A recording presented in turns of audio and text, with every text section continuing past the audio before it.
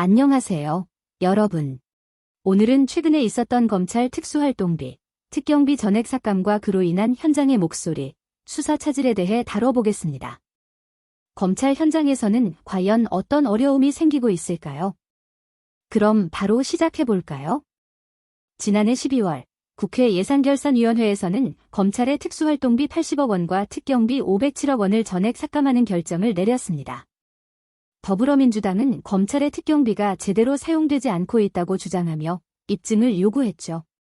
그에 대한 반발로 법무부와 검찰은 증빙에 문제가 없다고 강조했지만 삭감은 강행됐습니다. 대검은 특경비 삭감이 검찰의 기능을 마비시킬 것이라며 강력히 반발했습니다. 검찰은 이 경비를 수사활동에 필요한 필수적인 비용으로 수사비, 수사관의 활동비 등으로 사용해왔습니다. 그럼에도 삭감된 이유는 사용 내역을 입증할 수 없다는 것이었죠. 특경비가 삭감된 후 실제 현장에서는 큰 어려움이 발생하고 있습니다. 예를 들어 미집자의 검거를 위한 비용이 부족해져 수사관들은 자신의 개인 돈을 써가며 범인을 추적해야 하는 상황에 처했죠.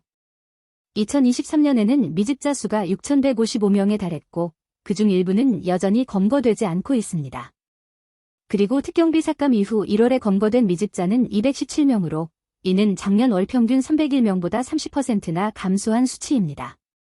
압수수색 영장 청구 건수도 줄어들었는데요. 검찰은 교통비, 장비 사용료, 검사 및 수사관들의 출장이랑 식비 등 기본적인 비용을 감당할 수 없어 시급하지 않은 사건은 강제 수사를 진행하지 못하는 상황이 됐습니다. 현장 수사관들과 검찰의 불만도 커지고 있습니다.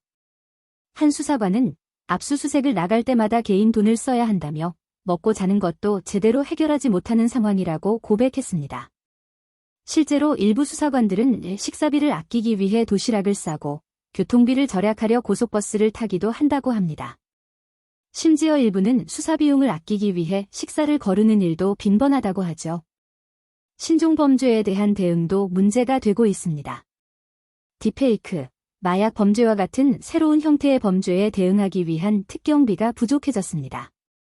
한 검사에 따르면 딥페이크 성범죄, 보이스피싱, 마약 범죄와 같은 사건을 수사할 때 특경비가 필수적이었다고 전합니다. 특히 수사의 기밀성, 동선 보호와 제보자의 신원을 지키기 위해서는 특경비가 꼭 필요했죠. 하지만 현재 상황에선 수사기관에 누가 제보를 하려 하겠냐는 우려도 나오고 있습니다. 특경비와 특활비의 삭감으로 검찰의 수사력 약화가 우려되고 있는데요. 이러한 상황에서 예산 복원에 대한 논의가 필요합니다. 일부에서는 추가 경정 예산을 통해 특경비가 복원될 가능성이 있다고 보지만 아직 불확실한 상황입니다. 오늘은 검찰 특경비 삭감으로 인한 현장 수사 차질과 그 영향에 대해 알아보았습니다. 현장에서 일하는 수사관들의 어려움은 생각보다 큰 상황인데요. 앞으로의 수사가 어떻게 진행될지 여러분은 어떻게 생각하시나요? 댓글로 의견 남겨주세요. 영상이 유익하셨다면 좋아요와 구독 부탁드리며 더 많은 정보를 빠르게 받아보세요. 감사합니다.